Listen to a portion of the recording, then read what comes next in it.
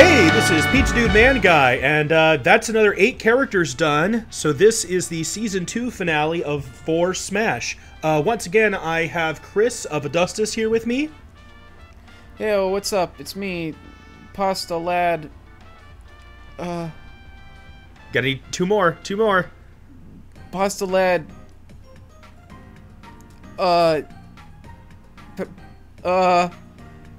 I know I want to end with boy. I can't think of Pasta Lad Male Boy. There we go. No, that was that was not worth the 20 seconds. That was one of your slowest. Which is saying something. Unfortunately, we couldn't get Miles with us today. It's really hard to find a time when all 3 of us do not have a conflicting schedule. So, especially considering this is happening at the same time as Comic-Con and the same time that we're launching our D&D show. So it's just been very busy. Yeah, in general. One of us has always been unavailable to do this. So It's just going to be me and Chris this time. So here we go. First character of the season was Tifa Lockhart.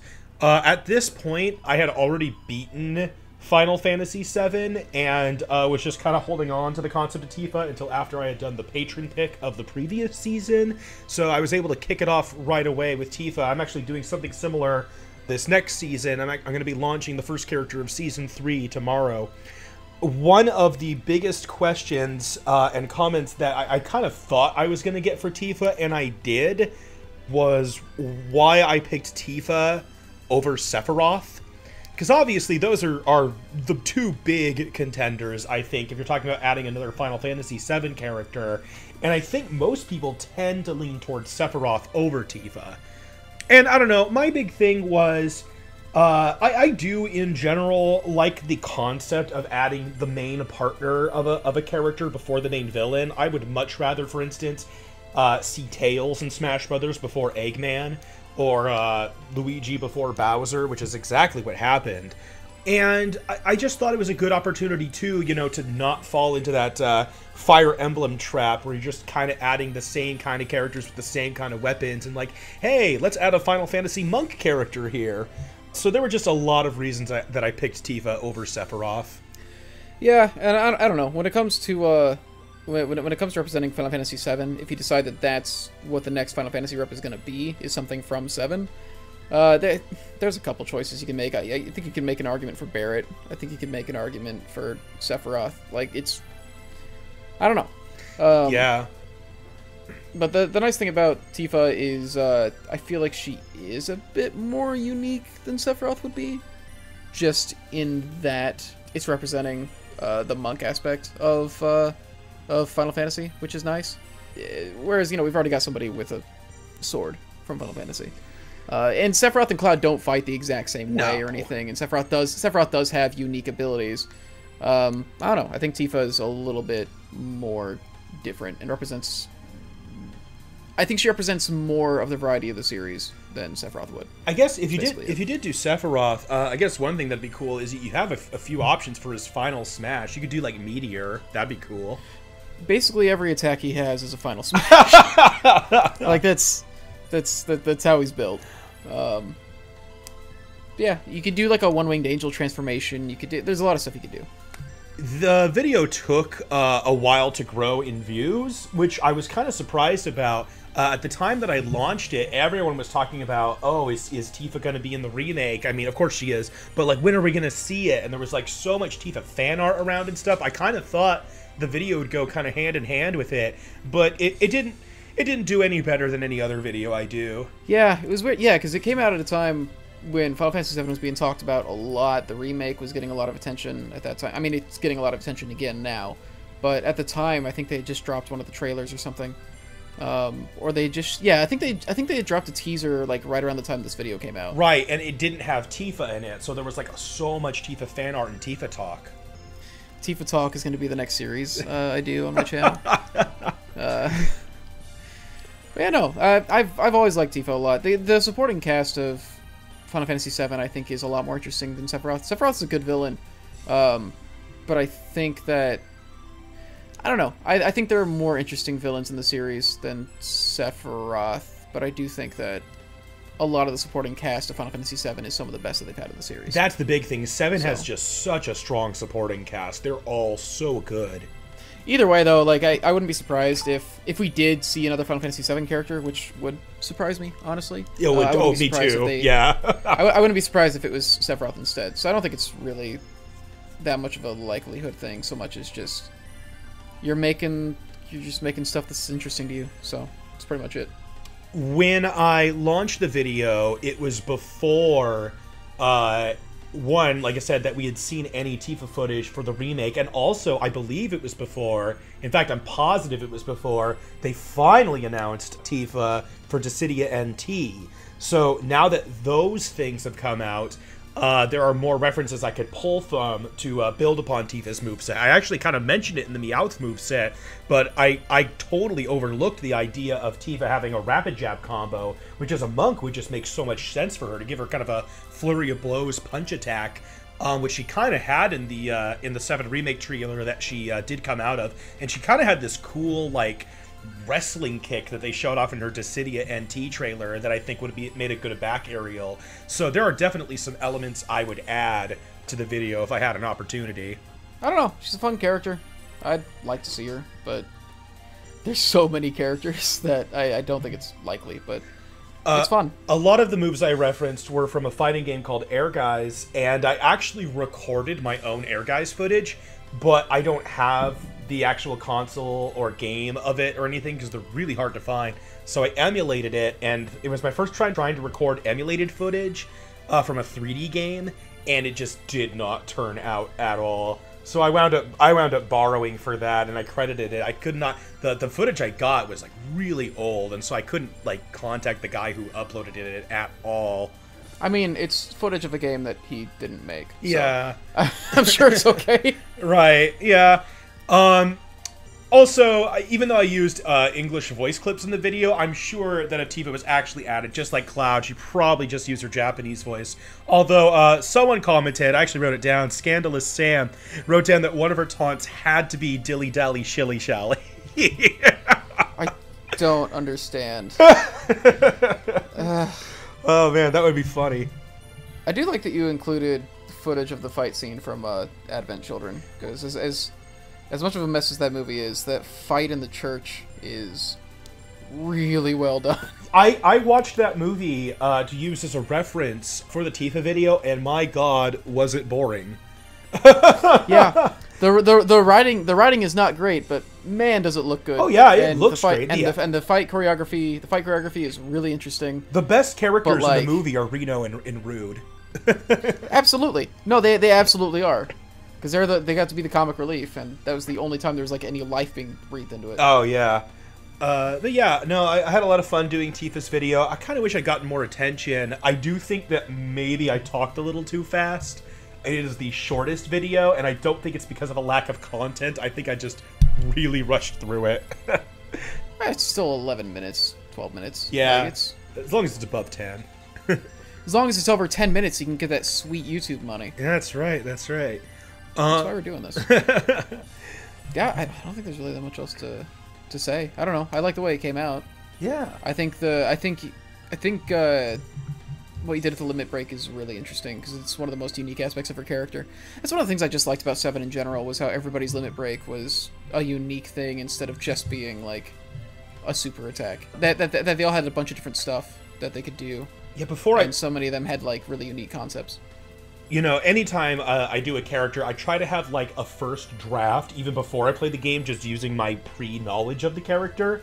And sometimes it's just very, very loose. Like, it's like, here's an idea for a gimmick. This attack's probably going to be some kind of punch or some kind of attack thing. And, I mean, originally I was just like, okay, Tifa will use the same limit break system as Cloud. And then when I played Final Fantasy VII, it was like, oh, Tifa's limit break system is completely different. So I tried to have some of the differences in there while still keeping it, you know, to the same consistency of Cloud and Smash Brothers. I do think it'd be really interesting if you put Aeris in there just to see if you could make Aeris work, like somebody who's built around healing. That'd be something. I'm definitely probably going to do some character someday who's like healing is their primary thing just as a character, and I'll have to figure out some way to make it work. Meowth is such a long time coming. Oh my gosh. Meowth has been, like, one of my most wanted Smash newcomers of all time. Somebody talked about for years. Oh yeah, I said on a stream not too long ago that, like, okay, you know when I'm going to be doing Meowth, because I'm going to be streaming Pokemon Channel. So I did. This was an instance in which I specifically tailored the game I was playing towards doing a specific character. I was just like, you know what? I want to finally do the full Meowth moveset video, so we're doing it. And it got almost 10,000 views at this point. It's getting close. I do wonder if the sweet spot is doing characters that people know but just don't think about. Maybe. You might be right about that. But yeah, no, you're absolutely right. The Meowth is something I've talked about. This is basically an updated version. It's not even that different. It's an updated version of the Meowth moveset I did like 10 years ago on this channel that doesn't exist anymore, with just a couple differences. Otherwise, it's about the same. Yeah, did you get the same comments you usually get when you bring up Meowth? No, those didn't appear as much. Back then, people were like, oh, they don't need any more first-gen Pokemon and this and that. No one really brought that up as much this time. I think at this point, with how many generations of Pokemon have gone by that we just haven't seen reps for, I think people are realizing that it's not like we need one from every gen. Yeah, that's just not going to happen. I mean, to be honest, Meowth's probably not going to happen either, ever. But yeah. Probably not, but people would always use that as like a thing. They're like, well, we need to represent the other gens. We can't do any more first gen. Yeah, I mean, back then, 10 years ago, we were in very early speculation of like Smash 4. So I think people were talking about, oh, we need to go back for 3rd gen and then get something from the upcoming 5th gen. Oh, looking through the comments, like there's actually a fair amount of people who want to see him. Yeah, and that could be why it got so many views as well. Yeah, it's like people do want him, but just nobody makes videos about it. I don't know. I mean, he seems like he's a pretty straightforward character, like in all regards. I mean, he is a normal type. He's basically just a cat. Yeah, there is a lot of people who advocate more towards like a full Team Rocket styled Meowth, something where he's using lots of like robotic gadgets and traps and maybe some heavy weaponry. And I got a couple comments actually about using Wobbuffet as a counter. And those are all ideas I like a lot, actually. That you could make this like really gadgety, tricky, full-blown Team Rocket Meowth. It's just, for me, I've always preferred the idea of Meowth fighting like a Pokemon, just to show that he has that prowess. That, you know, that he's not just comic relief. That, hey, he is a Pokemon too, and he can fight as one. He does a bit more fighting in like 5th and 6th gen seasons of the anime, for one thing. But also, there's nothing stopping you from like training a Meowth as a regular good fighting Pokemon in the games. And there's other ones that I reference as well, like Tyson's Meowth. So I don't know. I like Meowth being seen, you know, on an equal playing field to the other Pokemon. I don't know. I'm just happy to see it, because this is like one of the things that you were known for.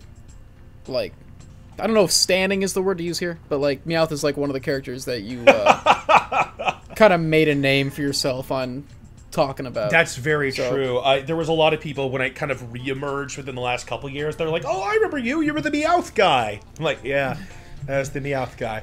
It was either the Meowth guy or the Ridley guy. Yeah, the Ridley guy. There were so many Ridley guys. Oh, there were, and lots of anti-Ridley guys. Meowth, I think, was very much kind of your thing, though. Yeah, that like no one else really talked about as much. I can think of like one other person on Smash Bros. Who talked about Meowth, probably even more than me. But yeah, obviously I wound up using a lot of anime footage in this video, which is something you always have to be careful for. I always like zoom it in a little bit and flip it so that I don't get in trouble for using it. Yeah, shout out to our Smash Talk on on Pokemon that went down. Yeah, I got taken down like 3 times, and I kept just trying to like find some way to like get it through. Oh, we eventually did. Man.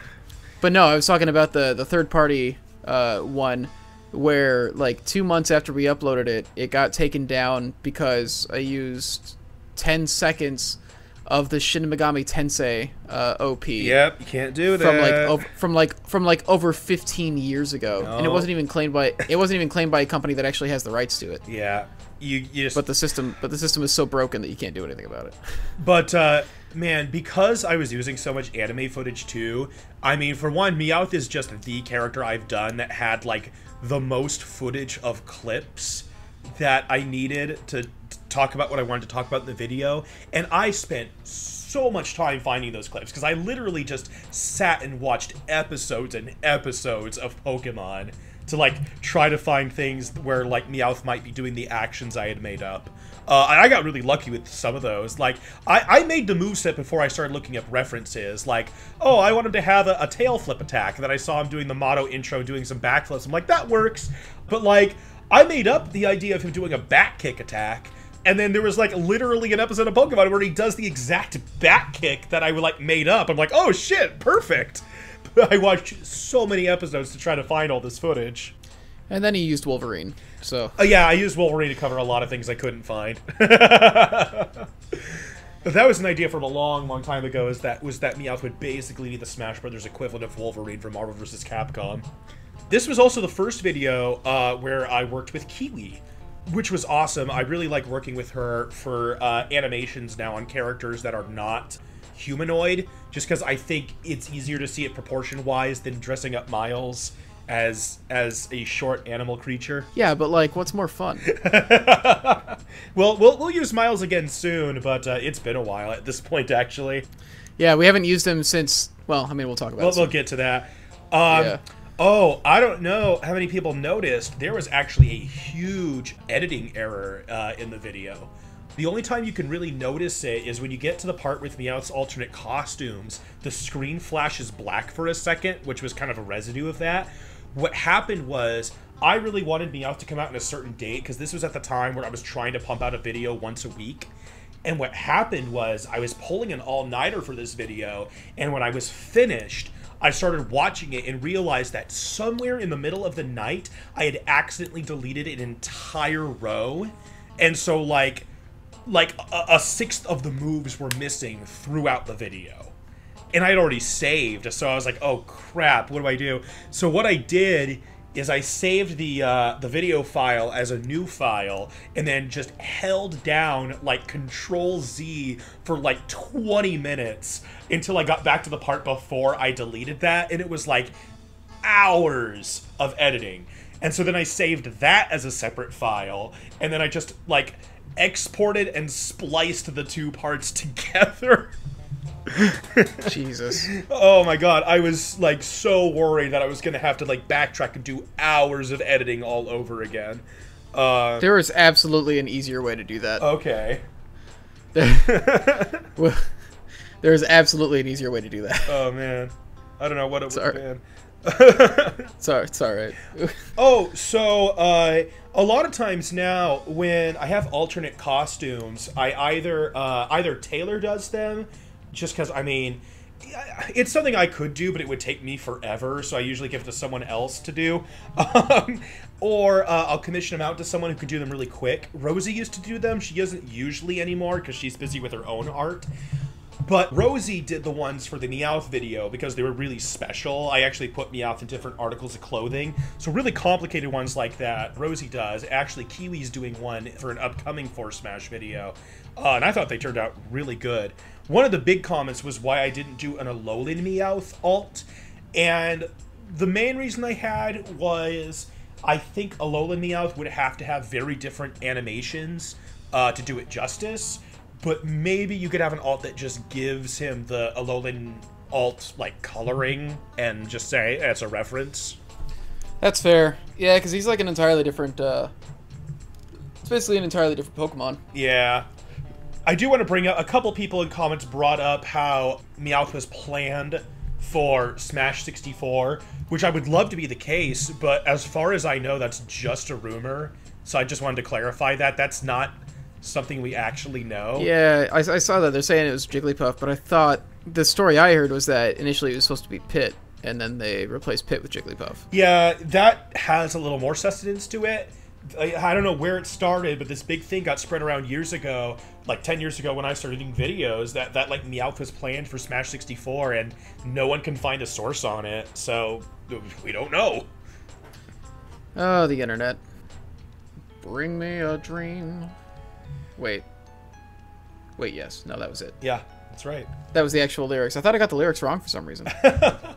So I don't know why. The reason I did Mr. Sandman, actually, I mean, just in terms of why I did a Punch-Out character at all, was because I, for a long time, have been like, yeah, someday we'll go back to Punch-Out Wii and finish the Donkey Kong challenges. And, I mean, that was years ago when I said we would do that. So I was like, okay, let's finally sit down and do this. And I did. It's funny, after all the years of requests, it actually didn't get that many views, the final fight against Donkey Kong, but oh well. As for picking Mr. Sandman himself, I mean, there were a lot of ideas I kind of went through for a secondary Punch-Out character. Kind of like what I was saying with Tifa and Sephiroth, I kind of considered Doc Lewis, but in the end, I was like, you know what? I mean, I want to go for Punch-Out, like, against a person you actually regularly fight. Yeah, there is Doc Lewis's Punch-Out. That's kind of an extra thing, and, like, there's so many boxers that are, like, in lots of Punch-Out games as rivals, and I was like, that's what I want for Little Mac, is someone to really rival him. And I thought Sandman was the best choice for that, and also from the standpoint of he's a general enough character that you can use him to represent multiple elements of a lot of the enemy boxers you fight. Some of them are just so, you know, characteristic to themselves, they would just be themselves, which is totally fine and cool. You could totally have, like, King Hippo as himself as a unique fighter. But, like, I don't know, there were a lot of comments about, you know, why not you pick King Hippo? And my big thing is, out of all the Punch-Out games, like, he's only in 2 of them, just the NES and the Wii one. And Mr. Sandman, among other characters, like, actually date back to the old arcade games, not to mention Super Punch-Out for the Super Nintendo. So I wanted to pick a character that had a bit more of a long-lasting, like, this is, like, Little Mac's eternal rival. Mr. Sandman was, like, the champion of the original arcade game, and then he reprises that role in Punch-Out Wii, and then he appears in, like, almost every Punch-Out game. So I just thought that made the most sense. I was also surprised by the number of people who actually suggested Aaron Ryan, who I do think would be fun. I think a lot of people suggested that because, you know, you can build a very interesting moveset for him using cheating and stuff. Actually, after all the suggestions, I came up with an Aaron Ryan moveset, so maybe if I do Super Punch-Out someday, I'll present that. And a lot of people suggested Glass Joe, which I thought was really funny. Once again, I have an idea for that too now, but I don't know. I guess Glass Joe is just as prominent as Mr. Sandman in terms of appearing through the series. He is. Usually what I hear is that they're saying that, like, he should be a, like, Little Mac, but worse.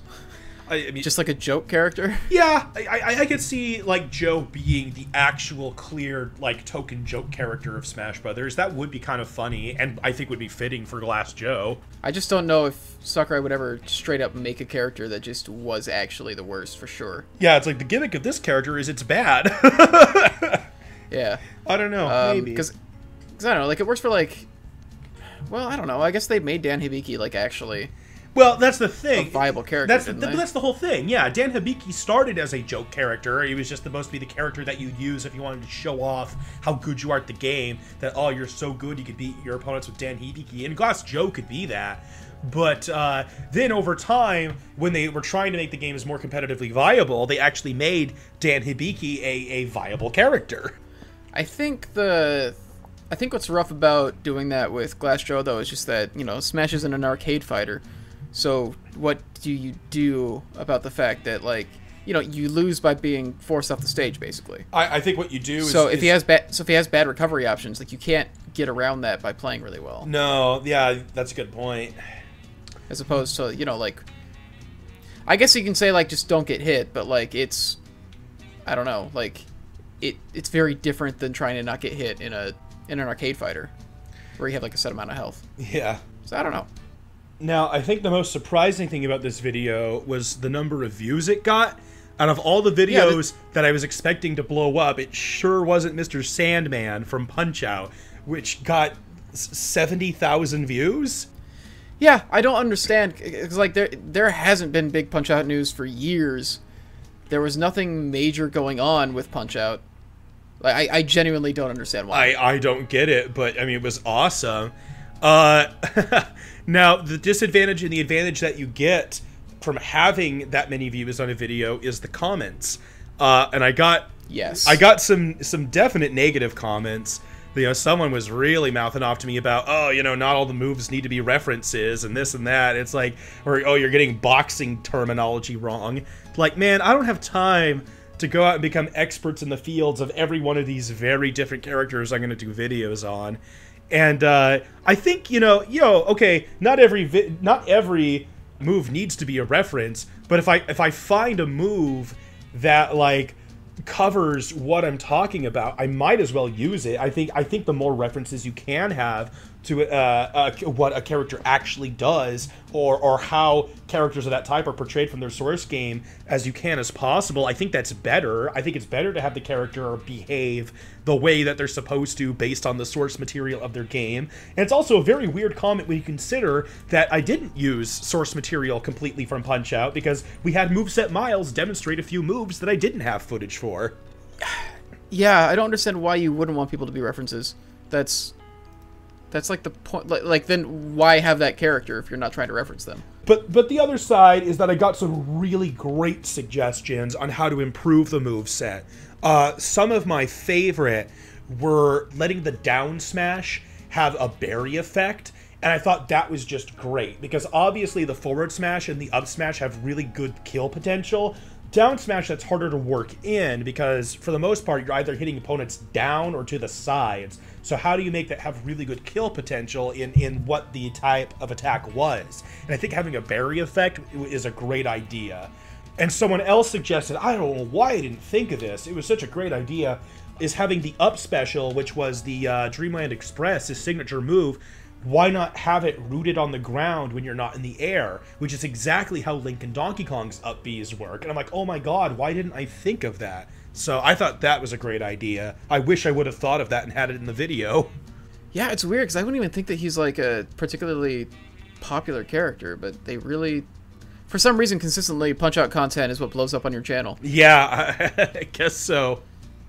Before, it was that you were like the top related video to like the Game Grumps playthrough of Punch-Out Wii. Right. So like your playthrough got attention in case people wanted to see somebody actually play it well. Right. Yeah. But actually, no. I guess it's one of the games that Danny was actually good at. Well, I mean, until you got to Title Defense, I still don't think they finished it. That's not why you watch the Grumps. No, you watch the Grumps for the comedy. Debatable. Of course, one of the ideas was to make Sandman kind of encompass at least things that made sense. Things from the other enemy boxers, such as having the boxing shields, which any one of the enemy boxers can do, but it's, of course, supposed to be more of a King Hippo thing. And while Mac is kind of comedically short in Smash Brothers, I want Sandman to be, like, comedically tall, where, like, even though he's like a normal dude, he's actually still a little taller than Bowser. Just super intimidating. It'd be kind of funny. I mean, there's not a lot else to, because they are just dudes. So whatever you can do to actually make them stand out is nice. Oh, while I was reviewing the Sandman video for this video, I got scared by the boo joke. By my own boo joke, because I forgot about it. Yeah, that's also something you got a lot of comments about. A lot of people were surprised by it. I love throwing stuff like that in. I've got more stuff like that planned. Did somebody make an Aaron Ryan moveset or something, and that's why everybody's talking about him? I don't know. Because usually when people are like, oh, you should have done this, it's because some other YouTuber like made a moveset, and they're like, oh, this is the right way. I don't know. I have no clue, to be honest. In a lot of cases, I intentionally avoid other people who have made movesets for characters so that I can make them without feeling like I was influenced in some way. But I don't recall running into any other Punch-Out movesets. I did, after the fact, check to see if anyone else had done Mr. Sandman, and I found a couple things, but Nothing I was like, oh, man, this was great. Sorry. I'm not seeing anything major show up. Okay. It's weird. It's just like with a series that isn't really all that popular, it was really bizarre to see so many people show up with the same, like, it should be this character and he should work like this, without it having come from, like, Delzathan or somebody having made a video about it. Right, yeah. Because usually that's what happens. Like, usually that's why people get like that. Maybe it circulated on Smashboards or something? It has to have started somewhere, because it's weird for that many people to have the same idea and be showing up to a video to tell you that that's what you should have done. I guess Aaron Ryan just really stuck out to people in Punch-Out Wii. But Punch-Out barely stuck out to people. I think one of the funniest... this was one of the more fun things that I shot with Miles, just because we're trying to figure out, like, are we really going to have him go out, like, in just shorts? Oh, yeah. Like to do this thing, and we're just like, oh, what if we made a joke where he thinks that it's a night... Like, it's like a character that's all about going to sleep. Right, and by the time that you guys had got me this footage, I was basically done editing the video, and I was just going to plug your guys' footage in. So you recorded that thing where it was like, wait, he's a boxer? Oh. And I was like, oh, I got to put this somewhere. So I just put it at the end of the video as a joke. Yeah. Like, that was, yeah. It's a lot of freeform stuff. Like, we do, like, your list, and then we try to think of whatever weird stuff we can do. Yeah. With, well, and the characters, and the next character we're going to talk about is full of that. That was, yeah. I mean, that whole thing is a story. All right, so this was the next patron pick. I was kind of surprised by the suggestion, but I was also very happy because I had been wanting to sit down and play Katamari Damacy Reroll for a while. So I was like, yes, Katamari perfect. Damacy. Katamari Damacy. So I was like, man, I don't think I need Chris and Miles to show off the moves for this moveset that I've made, but I know that they would love to be part of this video because Katamari is like one of Chris's favorite things ever. I was incredibly excited for this. And so I was like, Chris, I don't need you for this video, but I want you and Miles to make up some shit that I can put in it. Yeah. And so we just did... It's like Harmpit Productions level, like... Oh my god. Just weird stuff. Because I was like, okay, I'll just do... You know what, Chris? I'm just going to do an intro where you're like, hey, we're ready for the Katamari video, and I'm like, oh, I don't need you guys. And then you guys can make up whatever you want. And it was literally... I was trying to figure out, like, how to make him the prince. I was just like, just wear as much green as you can. And then I had, like, this dragon onesie that I had him put on. Well, not really a onesie, but, like, a sleep cape thing. Okay. And so we put that on him, and then I realized, wait, we have a green screen hanging on our wall that we got for the D&D thing and for other videos I was making. And so I was like, just go to the green screen. We just keyed him out. Okay, what about the dialogue you guys came up with? Oh, that was literally us spitballing. Oh man. And trying to figure out like I was just like I'm just gonna say, like, Miles, like, he doesn't need us. He's just like, well, I was like, what do you just say to that? He's like, I don't know, like, but I have a family. I have to feed my... We made it like a career thing, basically. Right. It was just a lot of spitballing. It was just a lot of random... I don't know. It was fun. I want to do more stuff like that, but we literally haven't used Miles since. Yeah, that's right. This is the last video to have Miles so far. Which is great for the lore. That's right. He returned to the cosmos. So I'm pretty sure on the next video there's a comment that's just like, well, I guess Miles' family is yes, dead again. There is. Like, oh man, no. So that was nice. It felt like we had an impact on the viewers at that point. Because I don't know, whenever we would do something for one of these videos, it was always like a thing where I'd like check the comments and be like, did people like what we did? Like, was it funny? Was it interesting? I mean, I'm definitely using you guys again at some point. It's just with the character choices that I've had, I haven't needed it. It's not always about needs, you know? Sometimes you just gotta do it just to do it. I guess you're right. That's what this was. There's actually, and I'll put it here if I can find it, there's an original version of the skit that had a different green screen effect. And then we changed it. I was like, oh, what if we made it something, you know, Katamari related? But the original version was really good, too. I was kind of bouncing between the two. Oh, I'm trying to remember what it was. Because I know you asked us to do the Cosmos thing. Right. Okay, I gotta look this up now. Oh. Okay, yeah. Bye.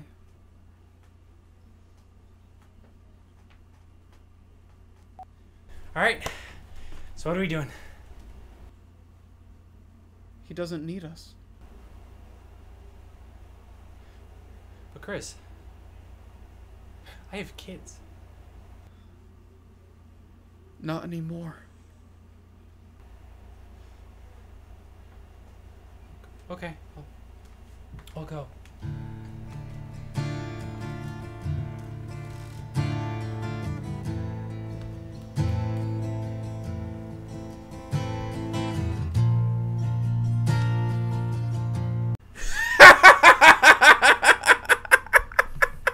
I forgot we did this. Yeah. Man, this is one of those things where like I look at it and I'm just like, I don't remember exactly what was going through my head.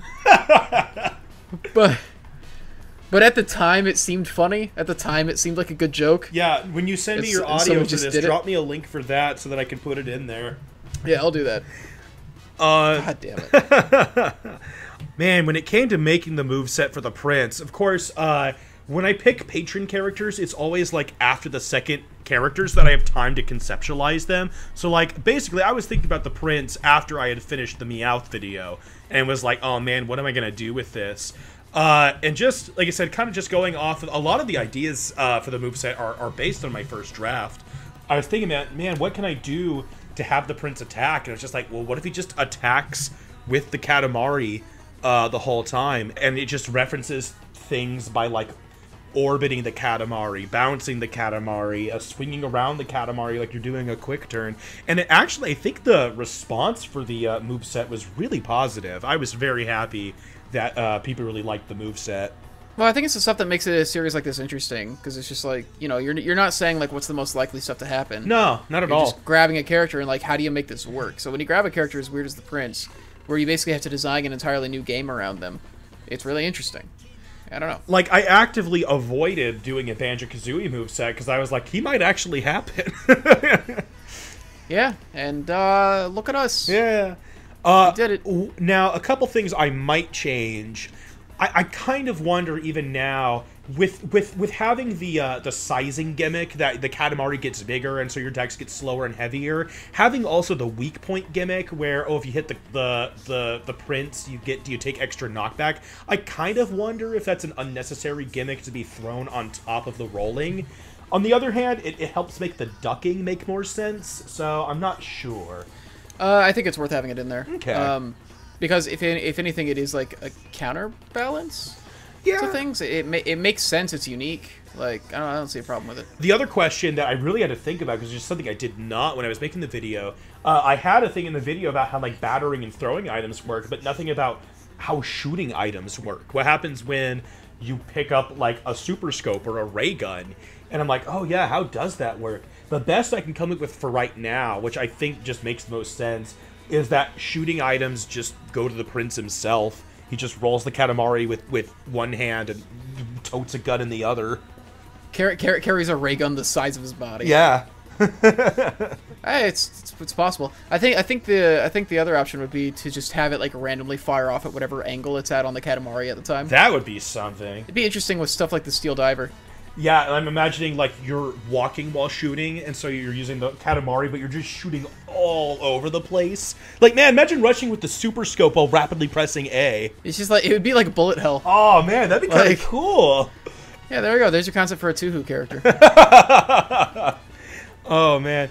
Oh, absolutely one of the best things about doing this video was getting to Music. listen to the Katamari music while I was working on it. Yes. I'm just Absolutely. like, I'm like working on the moveset. I'm like, oh, sweet, I get to listen to this song some more. Dap dap dap dap dabby ba da da da ba. Da da da dun da dun Katamari. Uh, Ba ba da ba ba ba ba ba. One, Yeah, no, it's a solid soundtrack. yeah. One of my scrapped concepts for the video, not even for the moveset, just for the video, at the parts where I had the Prince throwing Ouija to demonstrate the throws, I was actually originally, I collected them and everything. I was going to have Ouija make like Mario and Luigi Superstar Saga Luigi sounds, so like he'd get thrown off and go like, "Wah! Bye bye." And I wound up not doing that. I just thought it was too loud. The Stardust thing is a really cool concept too. I don't know. It's a unique, fun video. Like I can't understand why anybody would be upset about this one. So, I mean, people were.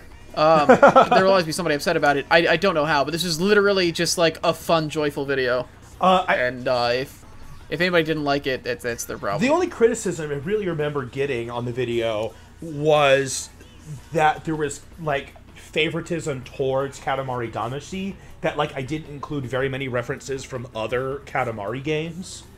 Well, you didn't know those games, right? That was the big. You have played. You played We Love Katamari, didn't you? Yeah, I've played just small amounts of the other ones. I really tried to look into them and make sure I wasn't missing anything major, and I just didn't think I was. You know, I had, references to like jumping. The up B was a reference to a later Katamari game. But there just wasn't enough concepts in the later Katamari games where I was like, oh, this needs to be part of the Princess moveset. I was like, I'm happy with the moveset I already made. One of the big mistakes in the video, I completely forgot to script how the Stardust attack works when you have a bigger Katamari. And I was like too far in the editing at that point to really change that. I was like, uh-oh, when I realized I forgot to script that part. What's supposed to happen is the bigger you make your Katamari, the bigger your Stardust explosion is. And I tried to present that in animation, and I think people got it because no one really questioned it. But I was like, I hope this animation is enough for people to get the idea. I mean, it makes sense. It should be something that people will be able to connect for themselves. It just kind of follows basic logic. I mean, not that anything about the Prince follows logic, but like, the logic that you have constructed for how the Katamari works in game, like it makes sense. Yeah. I don't know. I'm just happy with it. It was a lot of fun. Oh, Maru. Okay, at the end of the video, I say right there that if SNK ever got into Smash Brothers, Terry Bogard would be the character to come in. I was absolutely right. But nobody knows who Terry Bogard is. Yeah. What's SNK? God damn, that was... I actually... Nobody the knows what other SNK day on is. Twitter, I reposted a video of, like, Latinos reacting to Terry's reveal. And, man, you can just tell they love... Not that just that they love Terry, but, like, when they're watching the trailer where they're showing off the Neo Geo and the characters, man, they are just naming all the characters as they appear, and they're, like, trying to anticipate who it is. Like, they see the first couple of characters that, like, miss the letter, and then they're like, oh, it's going to be Terry. Like, they know it's coming. They know, oh, they're going to be adding Terry. You get some people who are disappointed that it wasn't Kyo or Iori that got added. So, I mean, it's really just... It's not just a lack of a worldview, which isn't really a problem, because, I mean, how are you going to know if you just don't know, you know? The problem is... That sentence. Yeah. The problem is then taking that lack of a worldview and turning it into a statement that nobody knows this person. It's like, no, you don't know this person. That's your problem. And it's not a problem unless you turn it into one. Right? You get these people who are like, oh, it's not justified to have Terry, or, oh, Terry doesn't deserve to be in. It's like, no, this is just a thing that you don't know that's popular in a lot of other parts of the world. Right? So, yeah. I don't know. I feel like it'd be like if someone was looking at someone's, like, top 10 list of what are the greatest sports of all time, and somehow in their top 10 list they don't have American football. You're like, what the hell? Why isn't football? Football's the best sport ever. It's like, because it's nowhere else. It's only here, and I think maybe a couple places in Canada, but mostly it's only here. Yeah, exactly. It's like you're saying, it'd be like saying soccer is not a very popular sport, and you look at anywhere besides your own country, it's a very popular sport. And even then, like, it's not like SNK didn't have a fan base in America either. No, they just they just tend to be a different circle than the Smash speculation circle. And one of the main things I brought up in the Haomaru video was how, like, at this point we have pretty much every arcade classic of SNK on the Nintendo Switch. Like, it's all there. There's dozens of SNK games that are exclusive to Switch. That was one of the first things on the Switch, was they started doing a bunch of SNK arcade games. Yes. And so I was just like, okay. That was massive, and it goes back into the history. Yeah, I don't know, because there was somebody I was talking to about it who, before Terry was officially revealed, like, there were rumors going around, people were saying, like, it might be SNK. somebody mentioned Samurai Showdown, and he was like, I mean, it's like a really new game. I think it came out too late for people to like. Samurai Showdown's been out Yeah, he was saying like there's no way it'll get in. It's way too recent of a game. Like it doesn't have a fan base. It's too new. And I'm like, you realize that wasn't the first Samurai Showdown game, right? No, this is like the 10th or 11th Samurai Showdown game. I don't know. There's a lot of people series. There's a lot of people who just kind of discount stuff from like a lack of experience. And like I said, it's not, just to reiterate, it's not the lack of experience that bothers me. It's the lack of experience plus then claiming you know better. Yeah, it's just weird. I don't get it. Now, Haohmaru itself was kind of a surprise character for myself. I had been looking forward to the new Samurai Showdown game, and I didn't know it was out until the day it came out. It was like, by the way, Samurai Showdown is out. I'm like, what? The new Samurai Showdown came out, so then I went down, bought the game, played it, and did a Haohmaru video. It was not something I had been planning for a long time whatsoever. I kind of just rushed into it and rushed the character out. I mean, you had a chance to do a samurai, so of course you're going to do it. I guess that's a thing. I have always wanted a samurai. I have always had a samurai character in my rosters. In my original ones, it was Samurai Goro, and then for years and years and years, it was Takamaru. And now I did this Haohmaru video.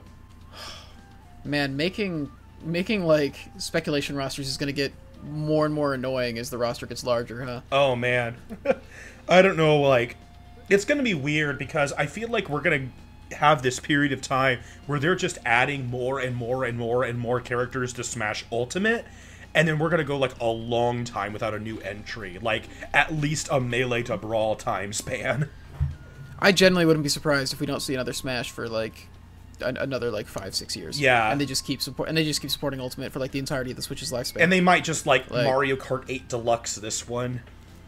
Well, I think the biggest thing is I wouldn't be surprised if with the Switch they just end up iterating on the Switch, and instead of making like a new console, they just keep like updating the Switch. You know, like if this doesn't become if the Switch becomes like the way that they like number like the PlayStations and the Xbox and everything, like Nintendo, you know, because they tend to like iterate on the same design. Sony and Microsoft do, whereas Nintendo tends to do like a wildly different design for every console, and so they always give them like different names.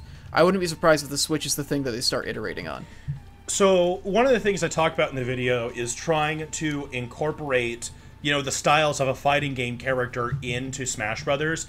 Basically taking things that are in Samurai Showdown and making them part of Haohmaru's gimmick. And the thing I went with was the Rage Gauge. And the reason I picked that is because... It's because it rhymes. It's because it's literally the thing that's in every Samurai Showdown game. That is just like the staple mechanic of Samurai Showdown. A lot of people asked why I didn't include, like, weapon flipping.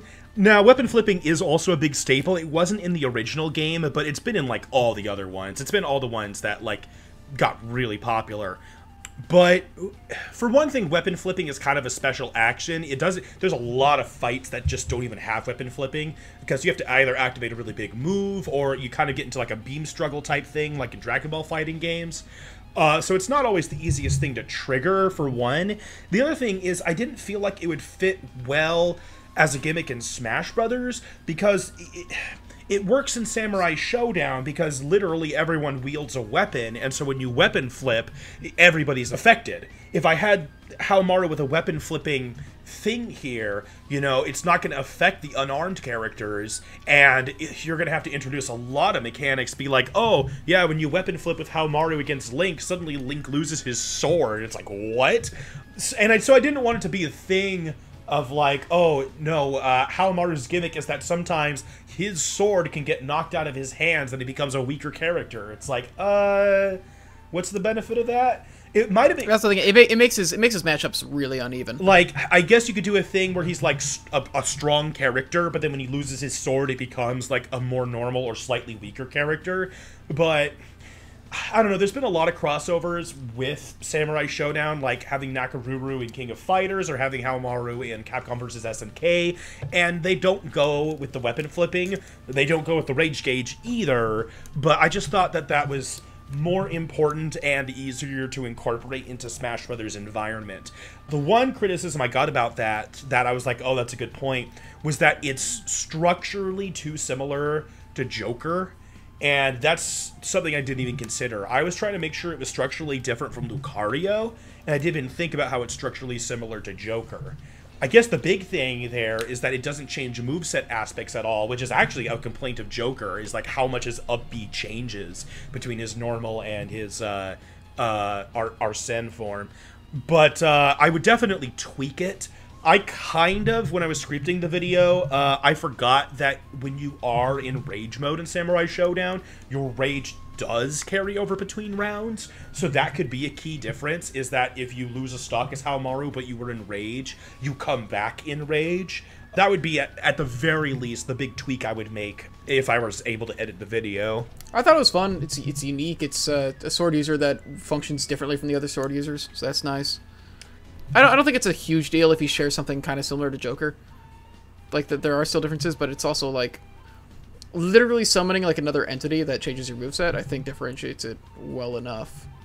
I don't know. I think it's fun. It was nice to see you make this one just because it was one that you were really into. Oh, definitely. I love my fighting games. I'm gonna tell you right now, when that new Guilty Gear comes out, we're doing a Soul Bad Guy for Smash, assuming he hasn't been added already. That's fair. Man, if that ends up being the last edition, dude, if the 5th DLC character ends up being a Guilty Gear character, I would love that. No one knows who that is. You're not a real fan of the fighting games if your favorite fighting game isn't Flying Dragon on the Nintendo 64. That's right. No, it's a fighting game made by Natsume, the company that made Harvest Moon. Oh, it's a fascinating game. I'll have to show it to you at some point. Yeah, that is actually something I'm not knowledgeable about.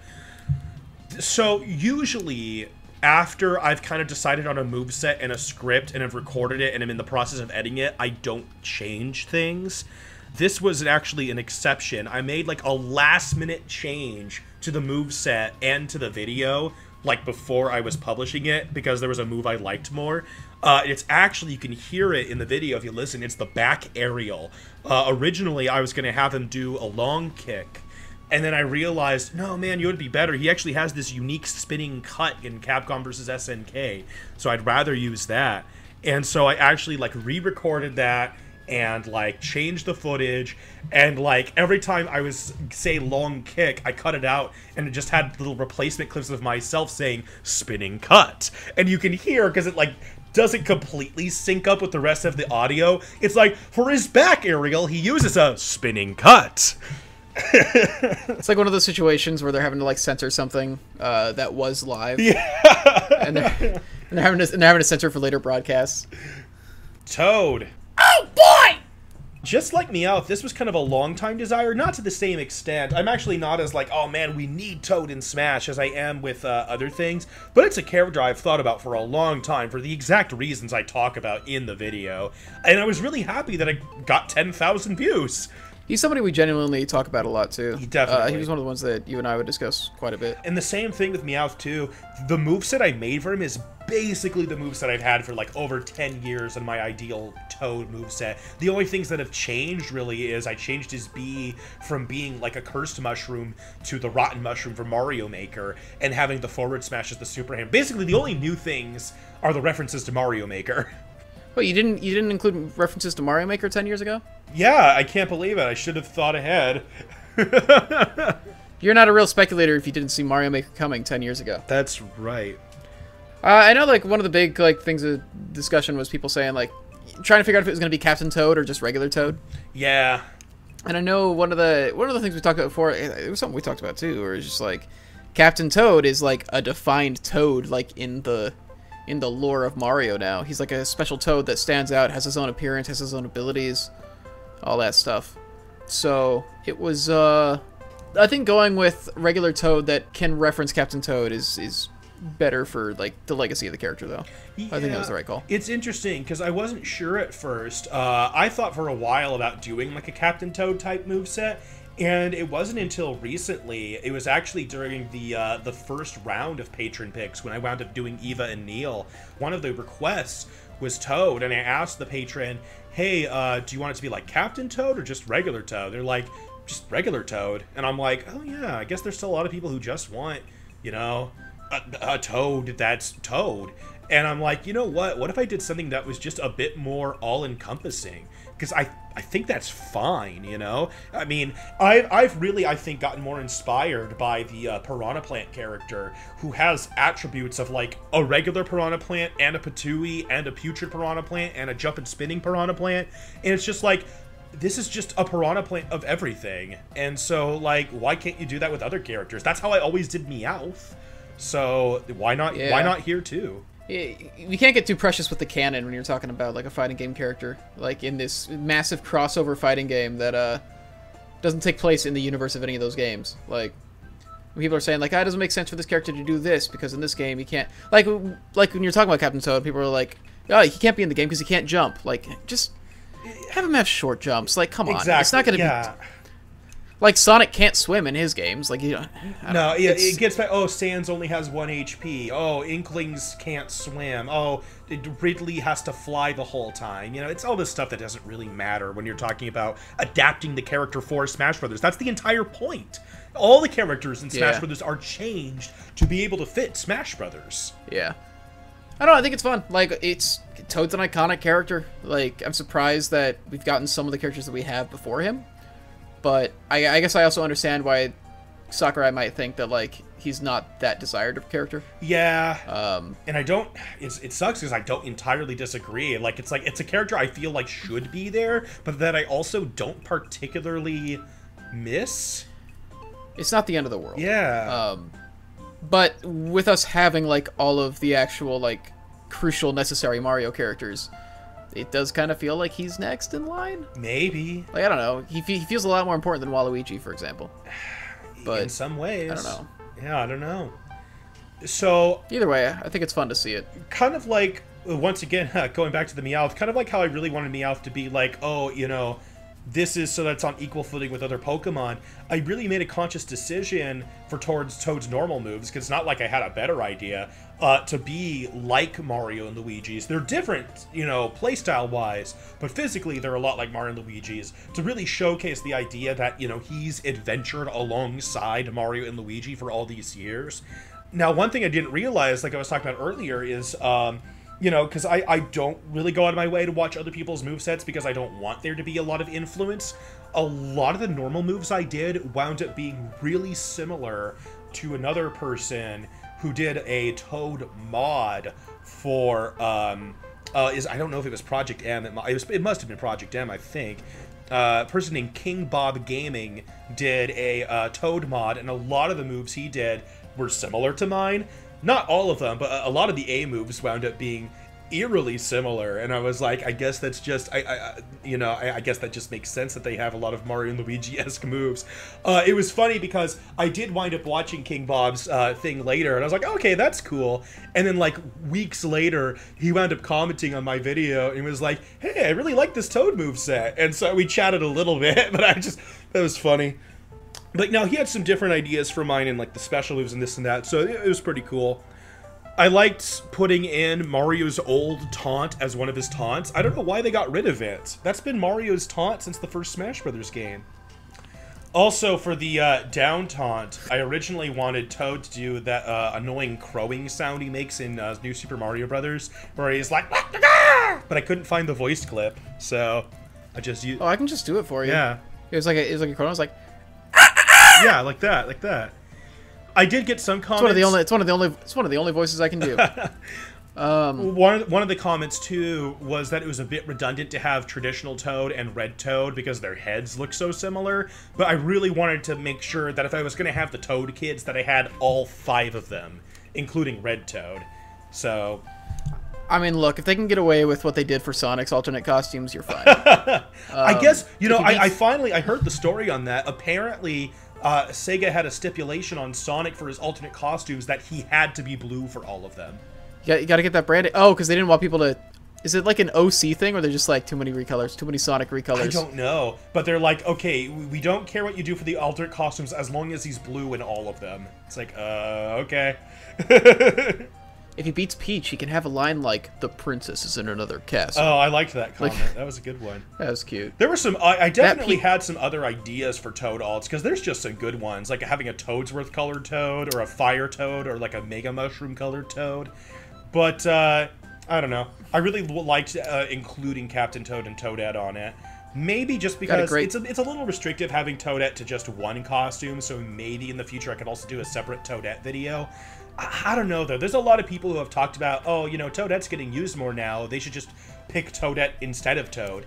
And I don't think I'd be into that. I'd be like, man, you got the guy that's been here for years, and then you're just shunning him for Toadette. I don't know how I feel about that. I do think it'd be interesting.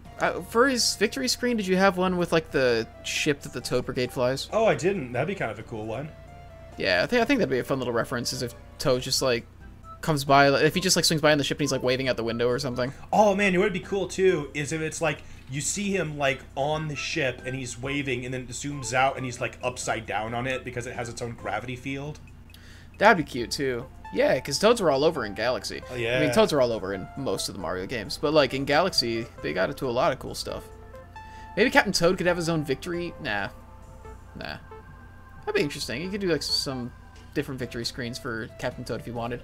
There's a lot of things you could do that, you know, would just be aesthetic changes, but would be interesting just because you do have a Captain Toad alt. Yeah, I made sure to use the pickaxe for that one, but that was wound up being the only thing I did. Yeah. Which makes sense. You don't want to, like, make a whole echo or anything. Right. Especially if the echo's just going to have the same exact voice as the original. You want to give Captain Toad a deeper voice? Oh, boy! Oh, Miriam. Miriam takes the cake for the slowest growing video I've put out in this series. To be fair, not only is she a character a lot of people probably don't recognize... Because Bloodstained, you know, made a splash, but I don't think it made a splash with the same people who are generally in the Smash speculation community. But outside of that, like, Miriam also isn't, like, an incredibly unique name. Man, I hope more people play Bloodstained, because it is so good. I have it. I need to play it. I just haven't been playing a lot of games lately. I need to get through it. Oh, I just started playing Children of Morta. All right, that's not important. Yeah, we can... This this video came out at the time, too, where I was starting to get really busy. It had been a long time since I had released the Toad video, and then there was also a big gap between this video and the next one. So it was just kind of... I was busy at this time with, like, trying to find work and playing Fire Emblem Three Houses. And so... I was so busy with Fire Emblem. But that's all I wanted to do in my free time when that game came out. So it took a long time for the Miriam video to come out. But I'm still happy about the overall progress. I was really hoping to have seasons 1 and 2 of this series done before a year, and I made that. The Rayman video came out in November of last year, so we did it.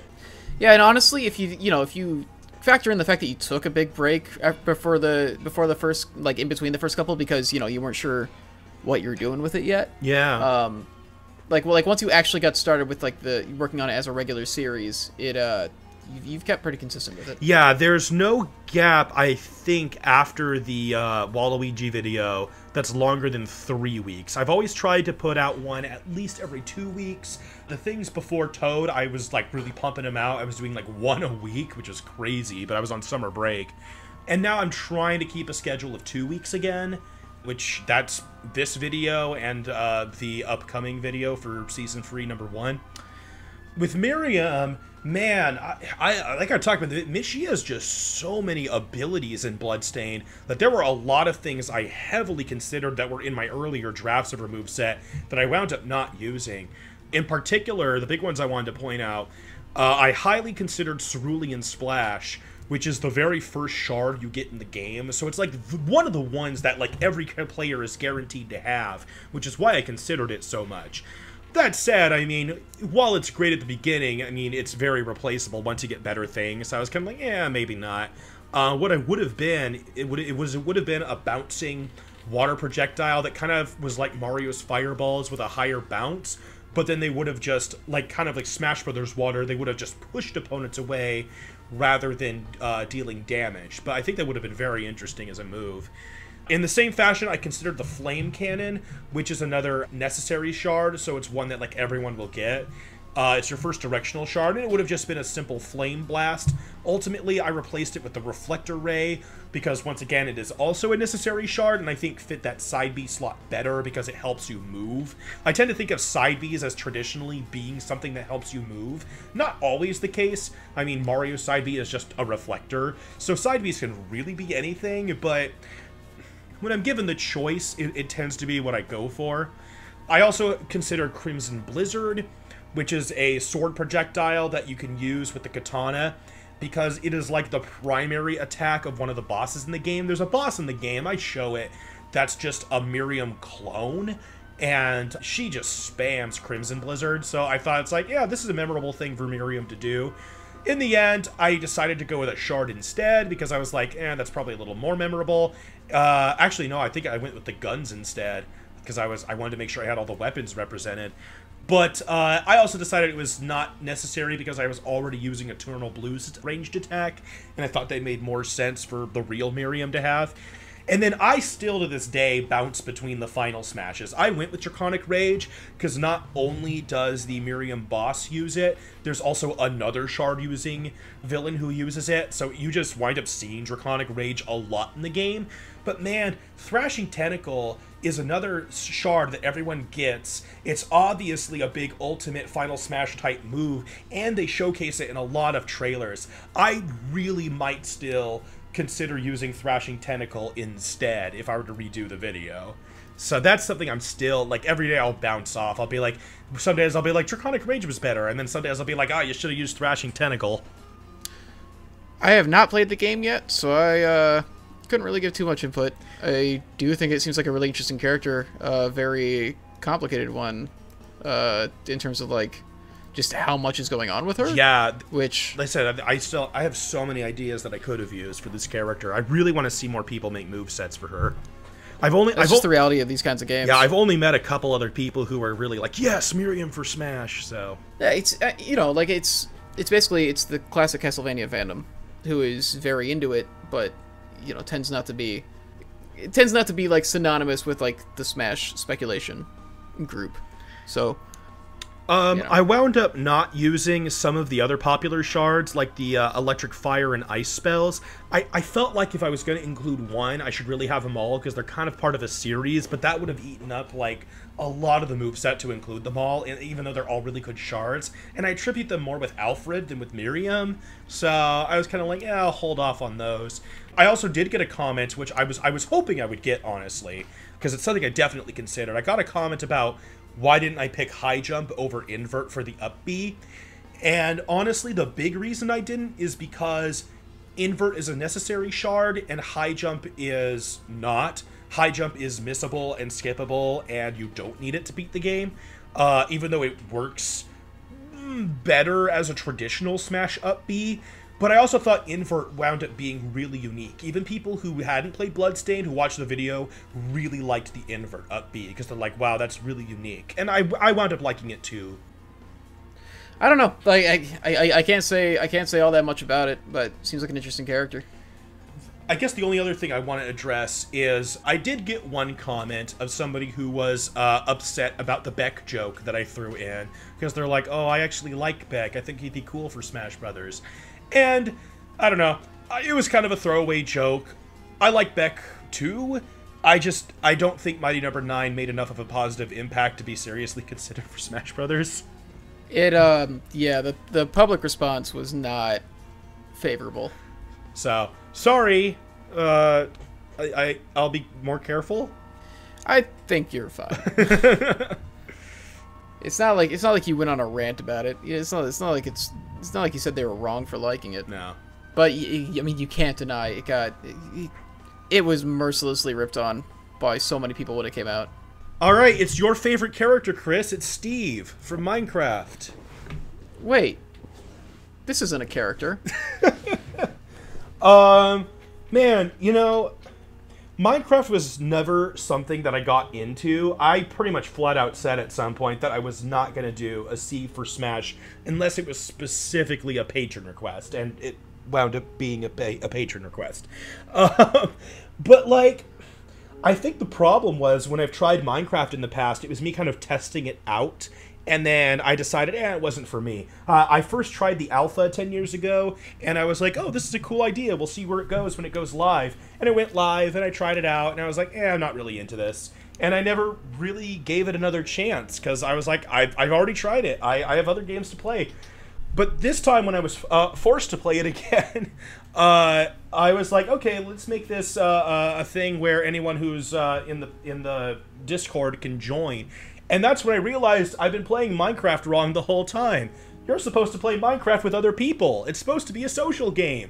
And then it was actually really fun. I had a lot of fun playing Minecraft when I was playing with all the people on the Discord channel. So yeah, I actually really enjoyed playing Minecraft. Now, I wasn't sure if doing a Steve for Smash video was going to be normal or if it was going to be something like the Sans video, because I know how many Minecraft fans there are. If this was just going to get a lot of views again, and it wound up being normal. I think the main thing here is it's something that a lot of people have talked about. Yeah. So, you know. Delzathin's done a video on Steve. Loxton Noggin's done a video on Steve. Felicia Fan's done a video on Steve. A lot of people have covered Steve. So I think it's... I think that's most of it. It's just, you know, people aren't starved for Steve content. Now, one thing I had in this video, which I've never experienced before, when the video first launched, I got a pretty good number of dislikes on the video, because I think there is still a fair number of people who are just like, Steve and Smash, and then they'll just dislike the video. So I was kind of expecting that. Over the course of the first week of the video, the number of dislikes went down. Like, people who had disliked it either disappeared, or like they actually sat and watched the video and changed their minds, or I don't know. I just never seen the number of dislikes go down before. And it was significant too. It like cut in half. I was like, what? Yeah, I got rid of them. Oh, good, thanks. No, I've heard of that happening with YouTube before, where like they've just dropped likes and dislikes. Huh. So that it might have had something to do with that. Okay, maybe. But yeah, that is kind of odd. But no, there is a pretty large contingent of people who get actively like upset at the mention of Steve being in. I'm not enthusiastic about it. I think there's much more interesting things you can do, but like I wouldn't be surprised if it happens. One of the things that I've mentioned before is that I try to come up with an original draft of a moveset, but even before I play the game, so I kind of have a direction I'm going. My problem is I am so inexperienced in Minecraft, or at least I was. So I came up with some ideas, and then I talked with Taylor and my brothers, because they've all played a lot of Minecraft. Originally, I don't even remember exactly what it was, but originally my draft of Steve was a more villager-like moveset, where it was just a lot of Minecraft references in a lot of moves. And it was pretty good, but the kind of the note I got from the people I was consulting was that crafting should be a big part of the Minecraft character. And I was like, oh yeah, that makes sense. And that's when I came up with the idea of like having crafting being like a big part of the moveset, like basically revolving the moveset on crafting and upgrading your weapons and this and that. And that wound up sacrificing some of the references, right? There's a lot of things in Minecraft that aren't referenced, but in the end I decided, I mean, there's so much in Minecraft in the first place, I would never be able to include it all in one moveset as it is. And I think sacrificing some of that uniqueness, you know, making the aerials and the throws virtually the same to help play up the crafting aspect hits more of like the theme of Minecraft itself from a practical standpoint. I mean, yeah, what he ended up settling on is something that is very unique to him himself, the equipment getting increased. Because that's the gameplay loop of the game, is getting your equipment up from wood to diamond, more or less. So, it's cool to have that in there, and I think it's a cool idea for doing it. As far as, like, balance goes, it's like, balance is balance. Yeah. But, you know. And then theming it around, trying to represent every kind of class of items is also nice. Now, I have gotten some comments on, like, alternative moveset ideas that I've really liked. I think one of my favorites is using the piston for throws, because that just fits so well as, like, a throw. I'm still sticking with what I did because it fits with the theme I made better, but in a more, like, traditionally styled Smash moveset, I think that would be perfect. Another thing, too, is when I was mapping where I wanted the different moves to be, because that was an early idea, too. It was like, okay, I'm going to have all of this type of move be this weapon so that it's easier to kind of feel out when you're just playing the character. I was originally going to have Sword be the forward move, and Pickaxe be the down move. I always had Axe as the upward one because early on, one of my brothers was like, yeah, usually when you're using the Axe, you're facing upward because you're, like, going up the tree. But as I played the game, I was like, okay, Shovel should obviously be down. And actually, I was like, oh, you don't actually use the Pickaxe to strike the floor very often. Usually you're up against a wall using the Pickaxe. So that's why I changed Pickaxe to forward. And the reason I use Sword as the back and dash attacks is because I realized through playing Minecraft that a lot of times if you're using a sword against an enemy, because you don't really have, like, invincibility frames, your best method is to, like, rush up, hit something with the sword, and then, like, back off, do, like, hit and run attacks. So I was like, okay, so the sword should be a dash attack. I was also, on one hand, kind of concerned financially because I don't have a stable job anymore. And also, I was like, man, there's so many Minecraft animations. There must be some easy method people are using to make these things. And so that's how I found Minimator and wound up animating the moveset myself. And I think you can see through the video that, like, the animations get progressively better and better as I get more and more used to the program. But there's, like, a lot of things I did wrong, like the way I twisted Steve's legs for certain moves, and I'm just like, it looks better by the end of the video. You should just use that for all the characters from now on. Oh yeah, just get a Steve skin for any character I talk about, of course. Yep. I'm sure they exist. I'm sure too. I've to play on a Minecraft server with my Overwatch team, and one of them uses an Incineroar skin. Yeah? Yeah.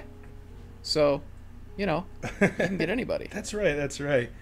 Now, another one of the things was using the smash attacks to show off some other attack methods, and I kind of just wound up picking my favorites. I really like using the bow as the forward smash, but I'm still not certain about my up and down smashes. I really felt like it was important to have TNT, and I really like the lava bucket attack, but I wonder if there's things that could have fit better. I definitely considered like a fireworks up smash and a splash potion down smash. And I've even still now wonder if I should have switched the up smash and down smash. Had like TNT do like a bounce upward, like when it's about to explode, and then have like the lava bucket juice be something you spill in front of you, which would also make more sense. That's something I might change. I might even just drop the lava bucket attack and have like a TNT up smash and a slash potion down smash, because I have no potion references, and that's a pretty big aspect I missed out on. Another criticism was the luck factor of the character, with like, okay, yeah, you might be able to upgrade your weapons, but it's completely up to chance of like if you happen to get an ore block, and if the ore block happens to have gold and diamond. But honestly, it's not something I'm concerned about. Anytime I have like a luck-based effect in a character moveset, I try to make sure that it really is something extra and not something necessary. Yeah, a lot of Steve's moveset is built around this idea that you can upgrade his attacks and weapons, but it's still not something you have to do. You could still just play Steve as the character. He's just a character with really non-traditional smash attacks. But you could still, like, fight. And the other thing is, I guess you have to come up with some kind of consistency for, like, the ore blocks. Like, even if it's not a thing where you're guaranteed an ore block within your 5 dirt blocks, if you do something where, like, the chance is 1 in 5, and so that you're regularly enough getting iron to at least upgrade your weapons a little bit. I also don't think that gold and diamond being strong enough to rival smash attacks is too big of a deal. I think there's other aerials and tilts that are really strong, and if it's something that you have to get and it's really rare, I think it goes more towards balancing the character as it is with having those really non-traditional smash attacks. A lot of people asked about picking the up B and choosing the Elytra over the Ender Pearl. Ender Pearl was definitely something I considered, especially because, like I said, I've tried not to get influenced, but that was one thing I do remember from other people who have done Steve movesets, is that they always use Ender Pearl as the up B. So I thought, okay, this just must be the really definitive way that you know, gain height in Minecraft. And I can see that, but from my understanding now, the whole deal is that ender pearls are the traditional way that you gain height in Minecraft, is you throw this pearl and then you teleport. And it's really more for the teleportation than for gaining height. It can be used that way, but I just didn't see enough advantages in it in a Smash Brothers, like, concept. It's definitely unique, and that's also a reason I considered it. But once I discovered the Elytra, I was like, okay, obviously this is the thing they added into Minecraft for that purpose of having a way to ascend. And that just made more sense to me. Like, that was the method that you would use as your recovery special. The Ender Pearl definitely works and is unique, but I feel like more people pick it because it's a traditional thing rather than it because it's the best choice. And that's something that I like about some of the other characters in Smash Brothers. Like how Mario has a Flood attack, not because, like, Flood is this big, traditional, iconic Mario thing. It's a thing that's only in one Mario game was kind of hit and miss for people. But I like that it's there because it is a thing that Mario did that made sense as a unique move. So, I mean, I can still see Ender Pearl having an argument based on that, but I just felt like the Elytra was so fitting for that spot and unique enough to work. The only thing I think I would change is having the Ascension with a fireworks effect so that the Ascension makes more sense. That was just something I didn't know enough about when I was making the moveset. It does sound weird to me to go with something like the Ender Pearl. Like, I don't know, like, a whole lot about Minecraft, but, like, yeah, mechanically, the Elytra is, like, the cape thing, right? Yeah. Yeah, like, that seems like a literal, like, flying ability. Why wouldn't you have that be the recovery? I don't know. They're both, like, if I remember correctly, which I hope I'm not going to anger a bunch of Minecraft fans here if I get things wrong, because we know how that goes. But Ender Pearls are a farmable item that you get from Endermen. And what you normally use Ender Pearls for is to make Eyes of Ender so that you can find the end to go fight the Ender Dragon. You can farm Ender Pearls to use as teleports, and that's a useful tool to have sometimes. The downside is teleporting hurts you, so it's not really something that's spammable, and if you want to be able to do it consistently, you have to farm them from Endermen. Meanwhile, Elytra are also very rare because you can only get them in the end, but once you have it, it's an equipable item that you have until you die. So I felt like both made sense from that standpoint of, like, what is something you're going to utilize more in Minecraft, but I still thought the Elytra was more useful. I don't know. It definitely seems like the flying thing. So it makes sense for it to be the recovery. I also wound up having a similar thing with the Final Smash. My original idea for a Final Smash, which I conceptualized a long time ago, just like spitballing Steve ideas, was like a thing where you create a portal that goes to the end, and then a cutscene sequence where your opponents get ravaged by the Ender Dragon. And now, looking at other people, Steve's moveset, apparently that's what, like, everybody chooses as the Final Smash, just like how everybody chooses Ender Pearl as the up B. So, for both the Final Smash and the up B, I'm kind of glad I didn't go with those, just so that my moveset wasn't like everybody else's. Actually, the idea of using the Wither as the Final Smash was an early note from Taylor when I was consulting him. He's like, actually, instead of the Ender Dragon, the Wither makes way more sense because it's actually something you construct yourself. I'm like, oh shit, really? You can just build Withers? It's like, yeah, it's the only way to fight Withers. I'm like, oh, well, that makes way more sense then. If there's actually a thing that Steve can build and it's a powerful boss enemy, then why not go with that? I think, once again, you just get back to that whole idea of, well, the Ender Dragon's more traditional. And I'm like, it is, but I think the Wither just makes so much more sense. It's fair. Again, I'm not a huge Minecraft guy. Like, I've been playing it. It's been fun. But it just doesn't, like... It doesn't stick with me for some reason. But I don't know. It's something that's very possible to be showing up. And I think the way that you have it, it sounds fun. I probably wouldn't... I don't know if I'd play it or not, but...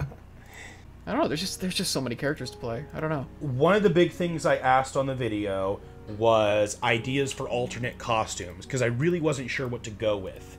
And I completely did not know that there are default skins that are alternate costumes for Steve and Alex, or other people suggested legacy costumes. And those were the types of things I was looking for. I think the problem was I experienced Minecraft on the Nintendo Switch, and I don't think they have them. I think the default skins that they have in those games are just the Mario skins. They're certainly not on my front page of skins, and I searched around.